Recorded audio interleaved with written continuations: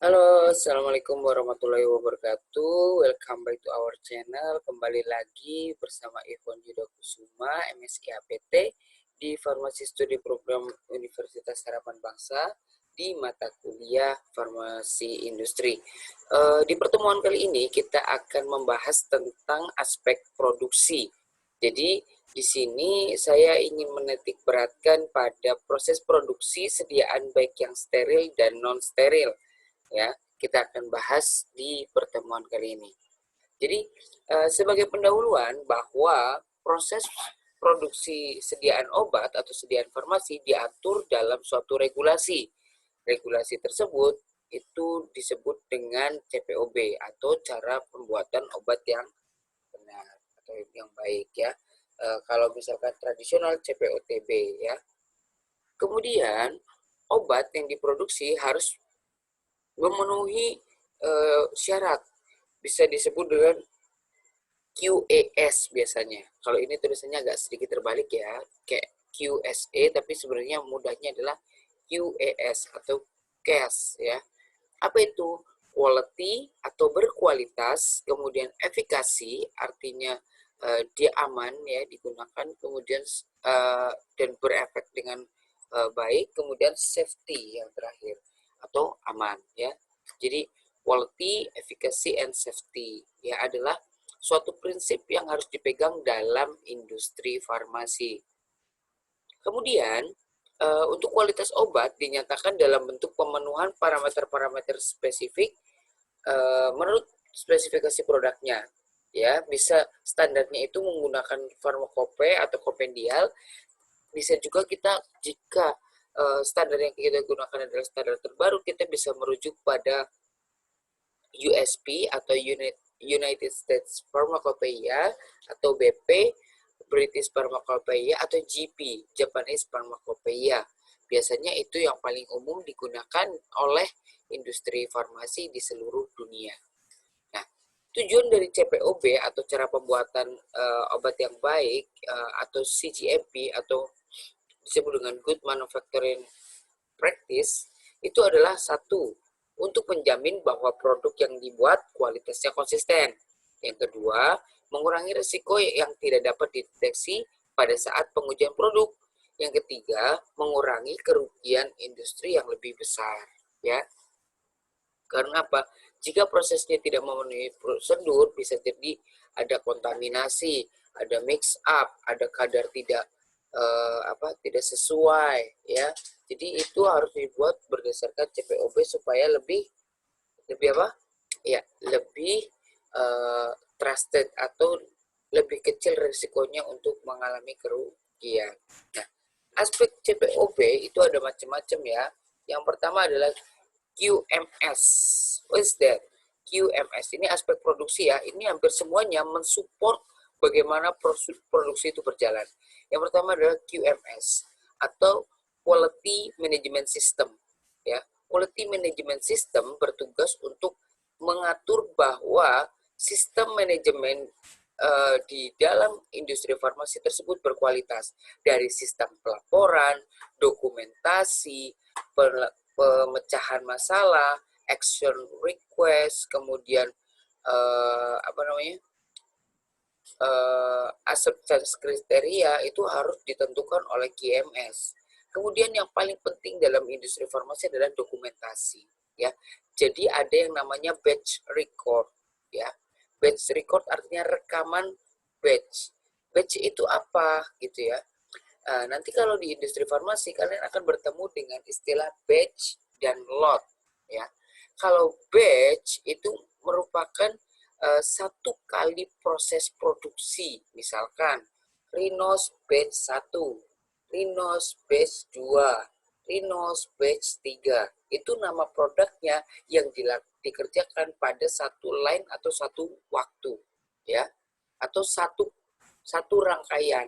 Itu namanya batch. Sementara lot lot adalah bagian dari batch, ya. Nah, lot itu adalah sekumpulan bahan yang digunakan untuk membuat produk dalam satu batch.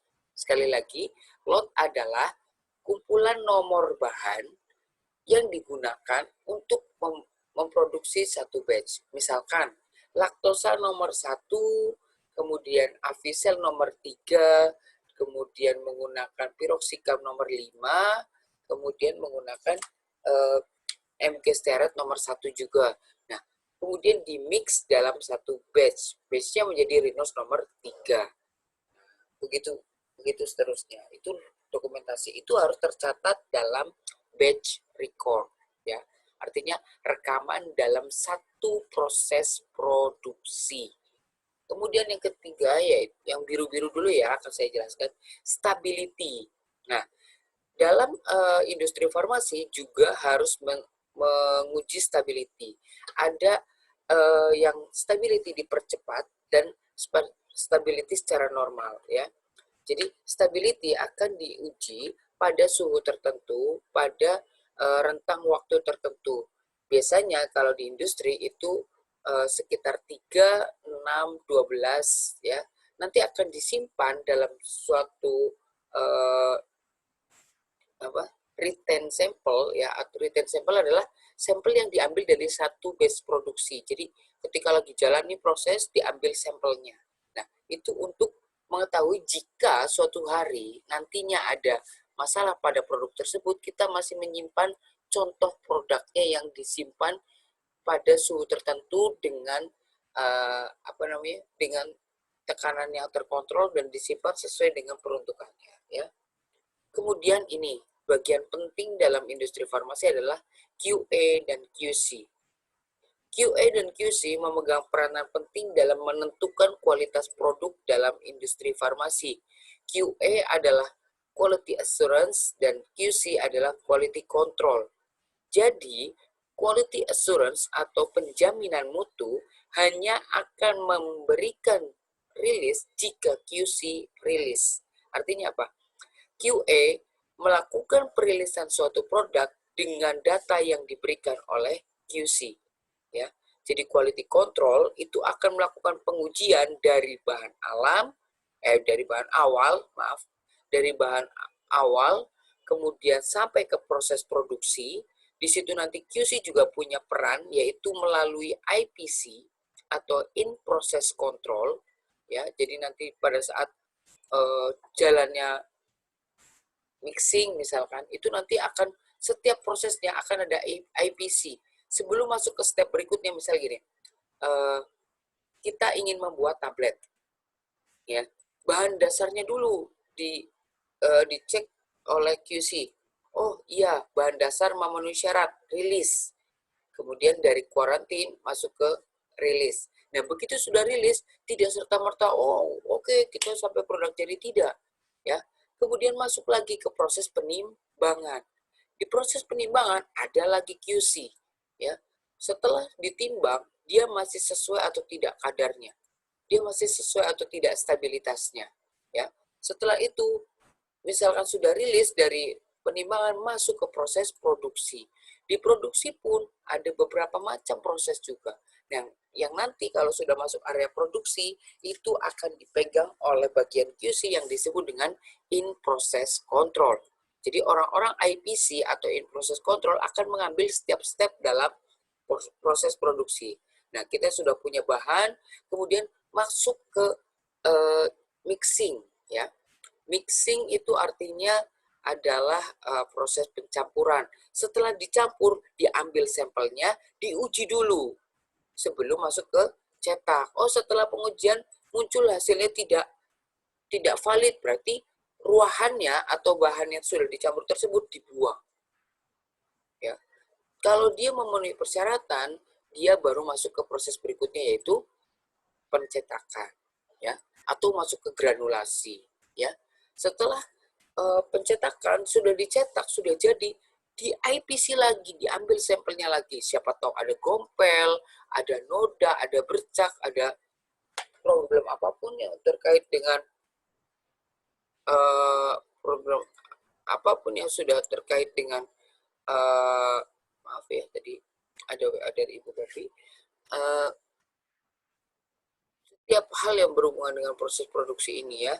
Kemudian ada packaging material ya. Packaging material itu apa, prosesnya seperti apa. Jadi packaging tadi ya, maaf, sebelum masuk ke packaging material, di QC tadi sudah in proses control, sudah sampai proses produksi, sudah sampai cetak, sudah jadi, diproses lagi, dikontrol lagi, kemudian baru masuk ke packaging. Packaging pun akan diambil sampelnya lagi pada saat nge-packing itu sudah sesuai atau tidak. Semua proses ini akan diawasi oleh bagian QC atau quality control dan oleh orang produksi pastinya. Setelah oleh in proses control sudah selesai, maka yang harus dilakukan adalah QA akan melihat batch record, artinya rekaman dari keseluruhan proses dari tadi mixing, pengujiannya kayak gimana, dan segala macam. Setelah itu, maka akan muncul justifikasi dari QA.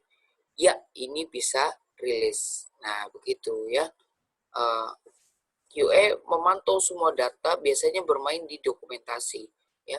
Kemudian ada packaging. Packaging itu ada proses pengepakan. Jadi ada QC berhubungan juga dengan raw material dan packaging material. Kemudian ada produk steril, water system yang kemarin kita bahas, ya kan. Kemudian HVAC, ya kan, heating, ventilation, air conditioning, atau bagaimana mengontrol suhu dan tekanan udara di dalam ruangan produksi. Kemudian validasi, ya kan. Validasi ada macam-macam, ada validasi proses, cleaning validation yang nanti akan dibahas di pertemuan berikutnya oleh dosen yang lain. Jadi obat sediaan farmasi itu ada produk non steril dan steril. Kalau non steril itu biasanya untuk topikal dan untuk oral. Kemudian yang steril biasanya digunakan untuk parenteral, ya. Kalau yang bentuk sediaannya ada tablet, ada sirup, ada kapsul injeksi, ya kan. Kalau setengah padat ada salep dan krim, semi solid ya. Untuk cair ada sirup, suspensi, injeksi. Untuk gas juga ada, ya. Aerosol misalkan, ya. Kemudian persyaratan produk yang berbeda, kemudian sarana produksi yang berbeda, water system, HVAC, kebersihan ruangan yang berbeda, ya. Nah, ini produk steril versus spesifikasinya itu agak sedikit berbeda dengan yang non steril.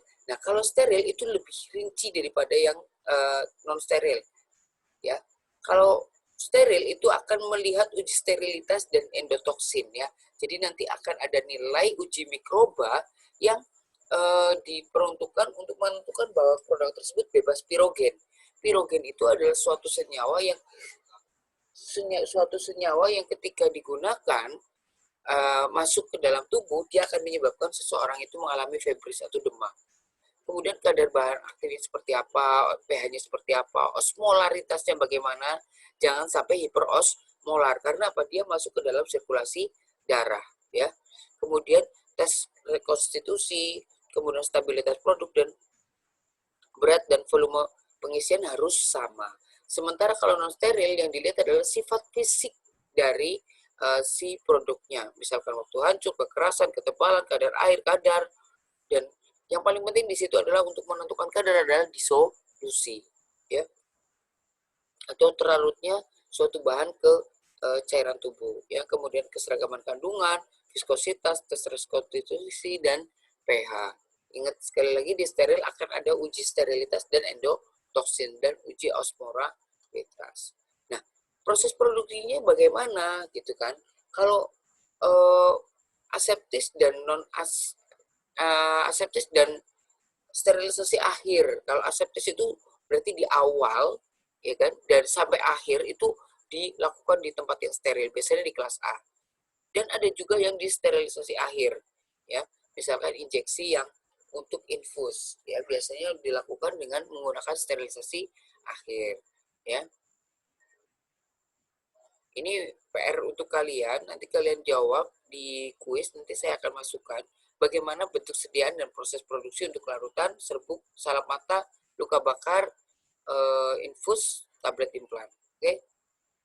Nah, ini adalah sedikit gambaran terkait dengan proses produksi produk steril, yaitu injeksi, ya. Jadi ini ada peran IPC di sini atau in process control. Seperti yang tadi saya bilang bahwa QC itu bertindak di proses produksi melalui IPC atau in process control. In process berarti dalam proses kontrol, berarti mengontrol proses produksinya. Dari bahan baku kemudian di mixing atau dilarutkan itu akan di IPC, ya. Setelah dicampur, IPC akan melihat, oh ini produknya masih oke apa tidak, endotoksinnya bagaimana, sterilisasinya bagaimana. Kalau di sini sudah banyak kontaminan, ngapain ke terakhir gitu ya. Kemudian setelah hasilnya muncul, baru masuk ke proses filtrasi atau penyaringan. Setelah itu penyaringan, IPC ngambil lagi, ya. Kemudian di situ akan ada proses pencucian vial dan ampul. Ini terpisah, ya. Ini tidak cuci plus sterilisasi. Jadi dicucinya dengan biasanya dengan PW atau dengan WFI. Biasanya umumnya kalau produk steril menggunakan WFI atau water for injection. Kemudian akan disterilisasi vial atau ampulnya dengan menggunakan autoclave. Nah, setelah itu vial dan ampulnya masuk ke, tadi kan sudah terfiltrasi, cairannya sudah siap. Berarti tinggal di filling. Filling itu menuang, dituang ke botol vial atau ampul. Setelah itu di closing, ditutup, ya, capping biasanya, ya. Biasanya di cap, alu cap. Kalau ampul itu biasanya karena dia berbentuk kaca, dia akan dipanaskan meleleh sehingga menutup. Nanti kan tinggal dipotek kalau ampul, ya. Kemudian ada selain kalau misalkan bentuknya vial, biasanya kalau vial itu kan atasnya ada karetnya. Karet itu disebut dengan rubber stopper. Nah, rubber stopper itu juga akan dicuci dan disterilisasi sebelum digunakan, dan nanti akan digunakan dalam proses filling dan closing tadi. Nah, di situ juga ada PP cap. PP cap itu biasanya adalah aluminium yang menutup di rubber stoppernya. Biasanya kan kalau misal vial itu terdiri dari gelas kacanya, kemudian ada karetnya, kemudian ada aluminiumnya, ya kan? Nah, aluminium itu disebut dengan capping, makanya, ya. Setelah di capping, semuanya sudah selesai, filling diambil. Nah, dari sini prosesnya aseptis, ya. Nah, setelah itu baru dilakukan sterilisasi akhir, ya. Jadi 2 kali sterilisasi. Ini prosesnya di kelas A, ya, tidak ada manusianya di sini kecuali mengontrol alatnya, mesinnya.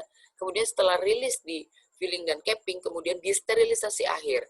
Kemudian sterilisasi akhir belum selesai, ya, belum selesai. Setelah disterilisasi berarti sudah steril, apa tidak? Diuji lagi oleh IPC, dilihat uji endotoksinnya kembali.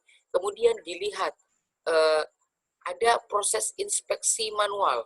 Jadi ada inspeksi menggunakan mesin, ada inspeksi manual. Di situ akan melihat adanya kebocoran atau tidak, ya. Setelah melihat ada kebocoran atau tidak, lihat kejernihannya. Ada serabut atau tidak, kemudian ada karena ini injeksi, ya, jadi serabut saja sangat berpengaruh. Ada titik atau tidak, ada kotoran setitik saja, itu langsung dibuat action request, ya. Kemudian setelah itu, setelah lolos dalam uji kejernihan, kemudian IPC akan mengambil sampel lagi, kemudian melakukan, setelah oke, sembari menunggu, maka barang tersebut dalam status karantina, kuarantin, sekalipun dia sudah selesai diproduksi. Nanti setelah di kuarantin, sudah rilis, dia baru akan dikemas. Jangan sampai dikemas sebelum dia rilis, ya. Setelah rilis, dikuarantin lagi, ya, sampai nanti mendapatkan hasil uji produk akhir, produk jadinya oleh IPC, baru diberikan label rilis sebagai produk jadi. Nanti ada contoh labelnya, ya. Nah, sementara kalau obat non steril, ya, di sini ada tablet salut. Nah, sama seperti tadi. Jadi ada timbangannya harus dikualifikasi dan kalibrasi, kemudian mixing, ya, yang tadi saya bilang, di mixing itu ada waktunya. Di sini juga setiap proses di sini pasti ada IPC-nya. Ya. Kemudian ada jumlah pengikatnya, super mixing gitu, ya. Kalau misalkan ada granulasi, kemudian pengeringan, ya, karena granulasi basah dia harus di fluid bed dryer, ya. Lihat suhu pengeringannya. Setelah itu IPC akan menguji apakah obat ini layak untuk dicetak, ya. Setelah disaring gitu, ya, setelah tadi digranulasi kemudian diayak seperti biasanya menggunakan mesh size. ada namanya alat pitch mill, ya. Pitch mill itu digunakan untuk ngayak. Kemudian lubrikasi, karena ini tablet bersalut harus dilubrikasi dengan menggunakan mesin tumbler, ya. Dilihat waktu dan RPM-nya, ya. Kemudian setelah itu IPC ngambil sampel, kemudian dicetak sesuai dengan mesin cetaknya. Kemudian IPC akan mengecek lagi setelah rilis, baru dia disalut atau disalut dengan menggunakan coating pen, ya. Dilihat suhu, RPM, jumlah penyalut, dan satuan waktu. Setelah itu baru masuk ke kemas primer. Kemas primer adalah kemasan yang langsung bersentuhan dengan bahan. Biasanya bentuknya strip. Strip itu seperti yang atas dan bawahnya bentuknya aluminium. Itu adalah strip, ya kan? Kemudian blister. Blister itu kalau yang bawahnya aluminium, atasnya plastik bening. Nah, itu namanya blister, ya. Kemudian ada botol, ya. Itu ada validasi kemas primer. Setelah itu ada IPC lagi, ngecek lagi apakah penandaannya masih oke atau tidak. Kemudian ada kemas sekunder. Kemas sekunder itu biasanya kalau sudah selesai dimasukin dalam box karton, ya.